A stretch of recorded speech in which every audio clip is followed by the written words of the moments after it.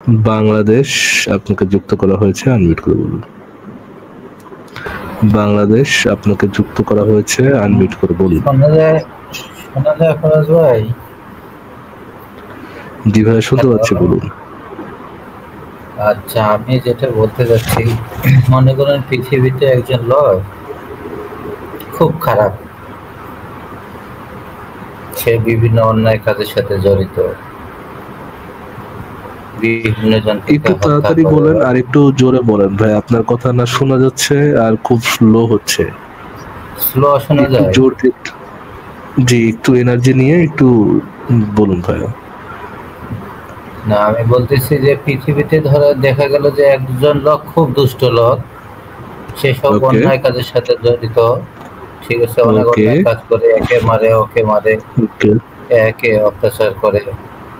এখন সেক্ষেত্রে যদি পরকাল না থাকে, দেখা গেল যে পরকালের বিচার নাই, না ঈশ্বর না, নাই, আপনি কিছু বাদ আল্লাহ নাই, দিয়েছেন তো, কেউ কিছুই নাই। অন্যায় করে এবং কেউ তাকে কোনো আইন তাকে কিছু করতে পারে হ্যাঁ, না, এইটা মনে হয় বাদ কিছুই দিয়েছেন। হ্যাঁ, আইনি ভাবে জি কেউ তাকে কিছু বিচারও করতে পারতেছে না। দেখা গেল সে ভালো জি ভালোই মারা গেল, তার জি কোনো বিচার হইল না, সে কোনো শাস্তিও পাইল না জি। পৃথিবীতে। আর সেক্ষেত্রে যদি পরকালে যদি তার কোনো শাস্তি না থাকে, সেক্ষেত্রে এটা কেমন হয়ে গেল আসলে জিনিসটা, এটাই আর কি জানার জন্য। খুবই খুবই খারাপ হইলো, খুবই খারাপ হইলো, এটা তো অবশ্যই অবশ্যই খুবই খারাপ হইলো। বাট আচ্ছা আসিফ ভাই, থ্যাংক ইউ, আপনি আবার চলে আসছেন ভাই। আমি এই জিনিসটা, এই তেনা নিয়ে আর না ভাই, ফারাজ ভাই মাপ চাই ভাই। না, আমি এই টানা নিয়ে ভাই, আমি একটা জিনিস আজকেই ভাবছিলাম আর কি, আজকে না মানে গতকালকে ভাবছিলাম আর কি। আসিফ ভাই, ইমাজিন একটা লোক যে অনেক ধরনের অন্যায় করতেছে, অত্যাচার করতেছে, মানুষকে কষ্ট দিচ্ছে, এবং সে কোনো আইন দ্বারা বাউন্ডেড না, কোনো পৃথিবীর কোনো আইন তাকে কোনো ক্ষতি করতেছে না। এখন যদি পরকাল না থাকে তাহলে কি হবে? আচ্ছা, এই জিনিসটা ইমাজিন করতে আসিফ ভাই, একটু ডিফারেন্ট যদি চিন্তা করি, এই জিনিসটা কি মানে এই ক্যারেক্টার কি আমাদের অ্যাকচুয়াল ইমাজিন করার দরকার আছে, নাকি আমরা রিয়েল লাইফে এরকম একটা ক্যারেক্টার পাই তো। নবী মোহাম্মদ একটা রিয়েল লাইফ ক্যারেক্টার, অনেক ধরনের অন্যায় করছেন, মানুষকে হত্যা করছেন, গনিমতের মাল লুট করছেন, মানুষকে রেপ করছেন, শিশু ধর্ষণ করছেন, যাকে ইচ্ছা তাকে বাইর করে দিচ্ছেন, যাকে ইচ্ছা তাকে তিনি অ্যাসাসিনেট করাইছেন, তাকে কিছু বলে মানে যে তাকে কটূক্তি করেছে তাকে দিয়ে অ্যাসাসিনেট করাইছেন, এবং পৃথিবীর কোনো আইন তাকে এই জিনিসটা করতে থামাইতে পারে নাই। নাও পরকাল যদি থেকেও থাকে, এবং পরকালে যদি তাকে এই কাজের জন্য রিওয়ার্ড করা হয়, তখন কি হবে আসিফ ভাই, একটু বলেন তো। তখন তো এটা পুরো একটা বেইনসাফি হয়ে যাবে। কিন্তু পরকাল থাকলেই যে আমরা এটার প্রত্যেকটা বাজে কাজের, খারাপ কাজের, অন্যায় কাজের বিচার পাবো, এই কনসেপ্টটা কি ট্রু হচ্ছে আসিফ ভাই? না, হচ্ছে না। যারা পরকালের প্রচার মানে পরকালের প্রপোজাল দেন, তারা তো পরকালের প্রপোজালটা আমাদেরকে এই জন্যই দেন যে পৃথিবীতে যত অন্যায়, অত্যাচার, যত ধরনের মানুষের উপর নিপীড়ন চলতেছে, এইটার সলিউশন হচ্ছে পরকাল। ওয়াইল পরকাল এইটার অ্যাকচুয়াল সলিউশন নাও হইতে পারে, পরকালে উল্টা সে এই কাজের জন্য রিওয়ার্ডেড হইতে পারে। পরকালে যে এটার সলিউশন, তাদের কথা অনুযায়ী তো এটা সত্য হচ্ছে না। বাংলাদেশ ভাই, আপনি কি আমার সাথে দ্বিমত? নির্ধারণ হবে আপনার যে পরকালের কনসেপ্ট, সেই পরকালের কনসেপ্ট দ্বারা তো এই সলিউশনটা হচ্ছে না ভাই। পরকালটা বাদ দিলাম, মনে করেন যে একটু ওইটাতে আমরা যাব, বাংলাদেশ ভাই, ওইটাতে আমরা যাব। আগে আপনার পরকালের কনসেপ্টটা নিয়ে আমরা একটু কথা বলে নেই। মনে করেন যে একজন হিন্দু ব্যক্তি সারা জীবন অন্যের সেবা করলো, অন্য মানুষের, এরকম ইনফ্যাক্ট আমার পরিচিত এরকম একজন হিন্দু ব্যক্তি আছে, আমাদের স্কুলের যে ঘন্টা বাজাইতো, তা সে মানে মানুষ হিসেবে একদম 100%, 100-100, হ্যাঁ, একদম। আমি যত মানুষ দেখছি তাদের ভিতরে মানে মনে করেন যদি অনুকরণীয়, অনুসরণীয় আদর্শ মানুষ বলে কেউ থাকে, আমাদের স্কুলের যে ঘন্টা বাজাইতো যে হিন্দু ব্যক্তিটা, সেই ব্যক্তিটাকে আমি মানে মনে করি যে সে একজন পারফেক্ট একজন হিউম্যান বিইং, অন্যের প্রতি মমতা, অন্যের প্রতি ভালোবাসা, যেটা আমি দেখছি তার পশু পাখির প্রতি ভালোবাসা, বিড়াল কুকুরের প্রতি ভালোবাসা, যেটা আমি দেখছি তার ভিতরে, সেটা মানে অসাধারণ। সে সারা জীবন সৎকর্ম করলো, আপনার পরকালের কনসেপ্ট অনুসারে সে কি রিওয়ার্ড পাবে নাকি কি পাবে বলেন তো? সে অবশ্যই ভালো জায়গায় যাবে। আপনি একজন মুসলিম না? না, আমি ধর্ম অতটা পালন করি না, মুসলিম হিন্দুর মধ্যে নেই। আমি জাস্ট আমার আপনাকে যা জিজ্ঞেস করেছি আপনার পারিবারিক ধর্মটা কি? পারিবারিক আমি হিন্দু, ঠিক আছে, বাট আমি অতটা ধর্ম পালন করিও না, বা জয় শ্রীরাম বা আল্লাহু আকবার করে যারা মানুষ হত্যা করে, আমি যদি আমার ক্ষমতা থাকতো আমি সবাইকে গুলি করে। আপনার ধর্ম অনুসারে সে যদি একজন মুসলিম হইতো তাহলে সে কি স্বর্গে যাইতো না নরকে যাইতো? মানে বুঝিনি আগে। আপনার যাবে নাকি নরকে যাবে? যে কৃষ্ণকেও মানে নাই, রামকেও মানে নাই, কালীকেও মানে নাই, আপনাদের কোনো দেবদেবীকে বিশ্বাসই করে নাই, সে কই যাবে? সে ভালো কাজ করার জন্য অবশ্যই স্বর্গে যাবে। ভালো কাজের জন্য সে স্বর্গে যাবে এটা কোথায় বলা আছে যদি একটু দেখাইতেন। মনে করেন সে একজন নাস্তিক, সে অনেক ভালো কাজ, আমার যুক্তিতে ঠিক আছে, আপনার যুক্তিতে জিজ্ঞেস করছি না তো ভাই, আপনার পরকালের, আপনার ধর্মের পরকালের কনসেপ্ট অনুসারে ধর্ম ঈশ্বরকে মানলে কোথায় যাবে না যাবে এটা আসলে আমি জানি না। আমি তো জানি যে কৃষ্ণকে যদি সে বিশ্বাস না করে এবং আপনাদের দেবদেবীকে যদি বিশ্বাস না, বেদে যদি বিশ্বাস না করে, সে নরকে যাবে। আপনাদের বেদেই এটা বলা আছে। আপনাদের বেদে যে বিশ্বাস করবে না সে নরকবাসী হবে, এটা আপনাদের বেদে বলা আছে। তাহলে আপনাদের ধর্মের কনসেপ্ট অনুসারে একজন ভালো মানুষও তো আপনার ধর্মের পরকালের কনসেপ্ট অনুসারে সে তো নরকে যাচ্ছে, তাহলে তো সে রিওয়ার্ড পাচ্ছে না। আসলে এই দিকগুলো সব দিক দিয়ে বিবেচনা করলে আমার কাছে মনে হয় এগুলো ধর্ম যতগুলো পৃথিবীতে আছে মানুষের। না, আমি সেটা বলতেছি না ভাই, আমি বলতে চাচ্ছি যে আপনার যে সলিউশন, আপনার ধর্মের যে সলিউশনটা আপনি দিতে প্রস্তাব করতেছেন সেটা তো কোনো সলিউশন দিচ্ছে না, ন্যায় বিচারের গ্যারান্টি তো সে দিচ্ছে না। আমি ধর্ম অনুসারে কোনো কিছুই বলি নাই, আমি জাস্ট আমার জিজ্ঞাসাটাকে আমি আপনাকে জিজ্ঞাসা করছি যে একজন মানুষ পৃথিবীতে, সেটা তো পরে আমরা আলোচনা করব বলেছি। আগে আপনার যে প্রস্তাবনা, যদি আপনি প্রশ্নটা করেছেন যদি পরকাল সত্য না হয়ে থাকে, এই প্রশ্নটার ভিতরে একটা লুকায়িত বাক্য আছে। সেই বাক্যটা হচ্ছে পরকালটা সত্য, যদি এটা সত্য না হয় তাইলে ভাই কি? ওই যে পরকাল যে সত্য, এই অংশটুকু, প্রশ্নের এই অংশটুকু নিয়ে আগে আমরা আলোচনা করছি ভাই। হ্যাঁ, আপনার পরকালটা যে সত্য সেইটার সপক্ষে কি কোনো প্রমাণ আছে আপনার কাছে? না, প্রমাণ নেই। কোনো ন্যায় বিচার পাবো এরকম কোনো গ্যারান্টি আপনার কাছে আছে? ন্যায় বিচার পাবো এরকম কোনো গ্যারান্টি আপনার কাছে আছে? মানুষের একটা বিশ্বাস, ঠিক আছে, এখানে কোনো এই বিশ্বাসটা করে যদি আপনি মনে শান্তি পান যে পরকালে একটা ন্যায় বিচার হবে, তাহলে তো ভাই আপনার সেটার সপক্ষে একটা প্রমাণ দেখাইতে হবে। আর যদি প্রমাণ দেখাইতে না পারেন তাহলে তো সেটা শুধুমাত্র আপনার মানসিক সান্ত্বনার বিষয়বস্তু হিসেবে আমরা ধরে নিব যে বলতে পারেন এটা মানসিক সান্ত্বনার জন্যই, কারণ কোনো মানসিক সান্ত্বনার জন্য যদি হয় তাহলে তো সেই বিষয়ে আমাদের কিছু বলার নাই ভাই। আপনি মনে মনে ভাবতে পারেন যে পরকালে গেলে আপনি নিজেই স্বর্গের মালিক হয়ে যাবেন, এই যদি আপনি মনে মনে ভাবেন তাহলে এটাতে তো ভাই কেউ কিছু বলতে পারবে না, তাই না? এটা আপনার ব্যক্তিগত বিশ্বাস। আপনি মনে করেন আপনি নিজেই পরকালের মালিক হয়ে গেলেন বা আপনি নিজেই ভগবান হয়ে গেলেন। হ্যাঁ, এটা আপনার ব্যক্তিগত চিন্তা ভাবনা, কিন্তু আমরা যখন যুক্তি দিয়ে আলোচনা করছি তখন তো আপনার কিছু এভিডেন্স দেখাইতে হবে যে পরকালে এটার বিচার হওয়ার সম্ভাবনা আছে, কতটুকু আছে। আচ্ছা, আপনাকে আমি একটা কথা জিজ্ঞেস করি এবার।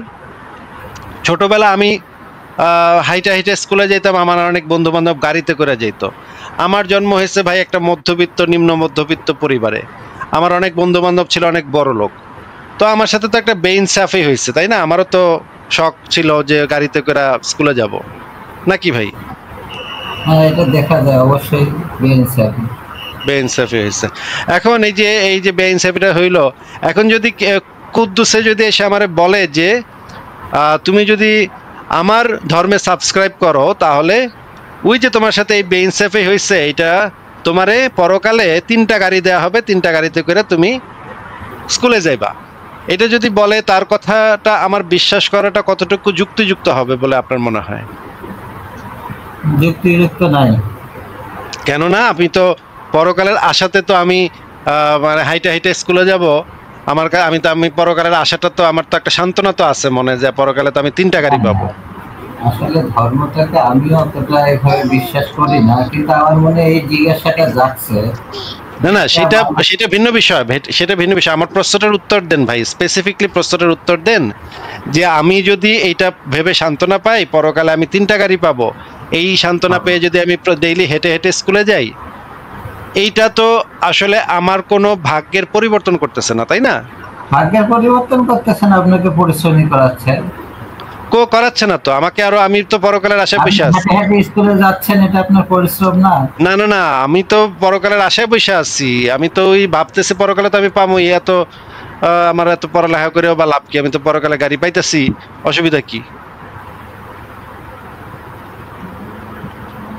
ঠিক বলছেন, কিন্তু আসলে পরকালে মনে করেন আপনার বাবাকে একটা লোক খুন করে গেছে, এখন আপনি তার বিচার করতে পারতেছেন না, বিচার করতে আপনার পুলিশের কাছে যাইতে হবে, অনেক দৌড়াদৌড়ি আছে, আপনি 2-3 বছর মামলা চালাইতে হবে, এত টাকা আপনার নাই। এখন একজন এসে বলল পরকালে ভাই বিচার হবে, পুলিশের কাছে গিয়ে লাভ নাই, মামলা মোকদ্দমা করে কি হবে, পরকালে তো বিচার হবেই।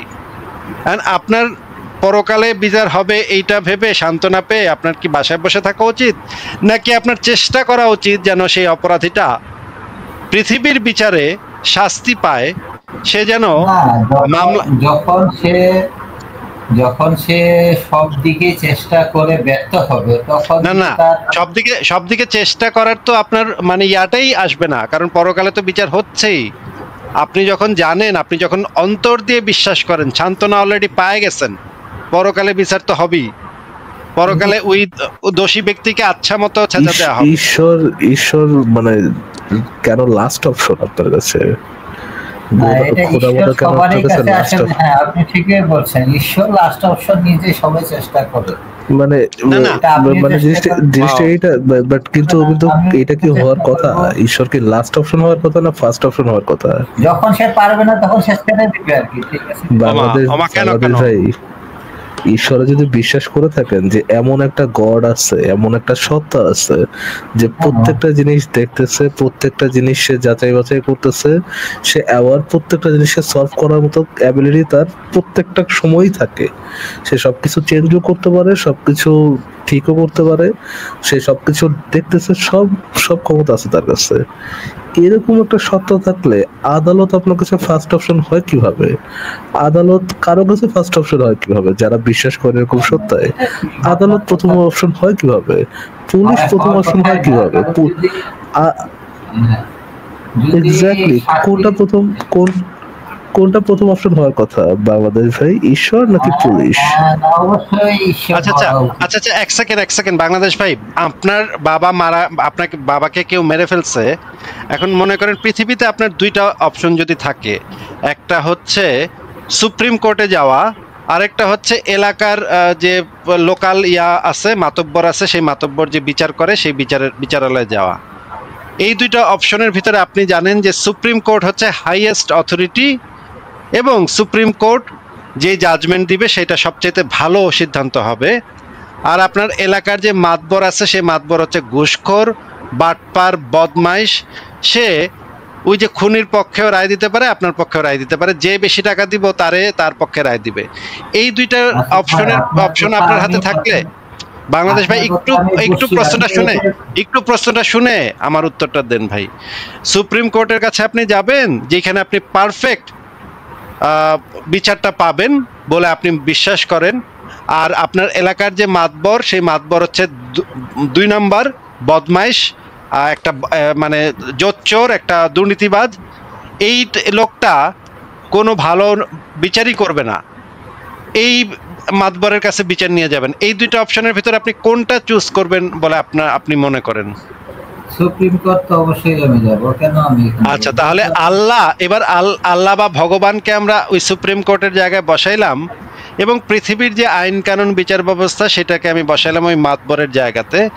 এখন আপনাকে আমার জিজ্ঞাসা যে আপনি কেন ঈশ্বরের বিচারকে লাস্ট অপশন হিসেবে রাখছেন, আর পৃথিবীর বিচার যেটা হচ্ছে দুর্নীতিবাজ পুলিশ, দুর্নীতিবাজ জাজ, দুর্নীতিবাজ উকিল, এই রকমের মানুষরা চালাবে, সেইটা কেন আপনার ফার্স্ট অপশন? একটু আমাদেরকে বলেন। আসিফ ভাই, আপনাকে ফরাজ ভাই মেবি উত্তর দিয়ে দিছে আগে, ঠিক আছে? যখন সে পারবে না, সে তখন ঈশ্বরের কাছে ছেড়ে দিবে যে যা হয় হোক। কিন্তু আমি তো এটা ভাই, আমি তো বুঝলাম না তো ভাই। আসিফ, এক সেকেন্ড, আমি উত্তর দেই নাই তো ভাই। এই কোশ্চেনটা আসিফ ভাইয়ের আগে আমি করলাম। প্রশ্নের উত্তরটা এটাই তো। আরে ভাই শুনে, বাংলাদেশ ভাই, প্রশ্নের উত্তর এটা না। আমি আপনাকে একটা প্রশ্ন করেছিলাম, প্রশ্ন মানে আমার জিজ্ঞাসা ছিল ঈশ্বর কেন ফার্স্ট অপশন, ঈশ্বর কেন আপনার লাস্ট অপশন। আসিফ ভাই আপনাকে এই জিনিসটাই জিজ্ঞেস করতেছে যে ঈশ্বর কেন ফার্স্ট অপশন না, ঈশ্বর কেন আপনার জন্য লাস্ট অপশন।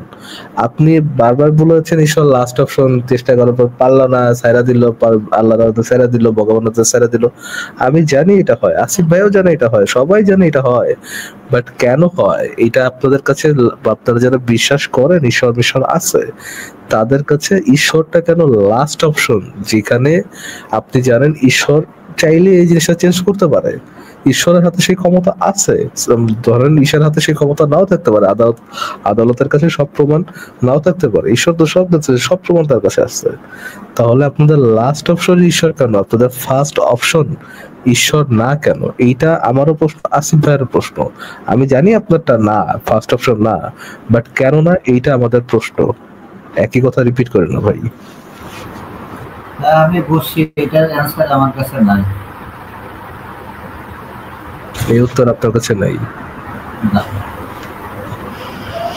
আচ্ছা, তাহলে কি বিশ্বাস করেন? আমি বললাম আমি এগুলোতে অনেকটা বিশ্বাসী না। আমি জাস্ট খালি আমার কৌতূহলটাকে জানার জন্য আমি জিজ্ঞাসা করছি যে একটা মানুষ অন্যায় করলে পৃথিবীতে ভাই দেখেন, পৃথিবীতে মানুষের কাছে, বুঝছি ভাই, বুঝছি ভাই, বুঝছি। পৃথিবীতে মানুষের কাছে সবসময় সব ধরনের এভিডেন্স থাকে না। অনেক সময় অনেক মানুষ করাপ্টেড হয়, অনেক সময় অনেক ধরনের মানুষ টাকার জন্য বিক্রি হয়ে যায়, এবং অনেক কিছু ঘটে যেটার প্রমাণ মানুষের পক্ষে রাখা সম্ভব হয় না, এবং সেটা প্রমাণ করা সম্ভব হয় না। এক্ষেত্রে অনেক অপরাধীও বেঁচে যায়। আমাদের হাতে কিছু করার নাই। আমরা যেটা করতে পারি সেটা অ্যাট বেস্ট চেষ্টা করতে পারি যেন কম অপরাধী এটা করে পার পেতে পারে, এইটার প্রচেষ্টাই করতে পারি। এইটাই আমাদের কাছে বেস্ট অপশন আছে। আপনি যেটা করতেছেন সেটা হচ্ছে আপনি মনে মনে একটা খায়াস রাখতেছেন ঈশ্বর তারা বিচার করুক। ধরেন কোন একজন কোন একজন মুমিন এসে আপনাকে পেটের মধ্যে ছুরি ঢোকা দিচ্ছে, আপনি কোনো বিচার টিচার পেলেন না, আপনার পরিবার কোনো বিচার পাইল না, আপনি মরে গেলেন। আপনার পরিবার মনে মনে রাখতে পারে, খায়েশ রাখতে পারে যে পরকালে ঈশ্বর সেটার বিচার করে সমাধান করে দিবে। কিন্তু ওই যে মুমিন যে কাজটা আপনার সাথে করেছে, ও মনে মনে খুশি যে এই কাজের জন্য তারা আল্লাহ রিওয়ার্ড দিব। হ্যাঁ, আপনি সে যে কাফের মারছে, গনিমতের মাল লুট করছে, এটার জন্য বুঝিনি।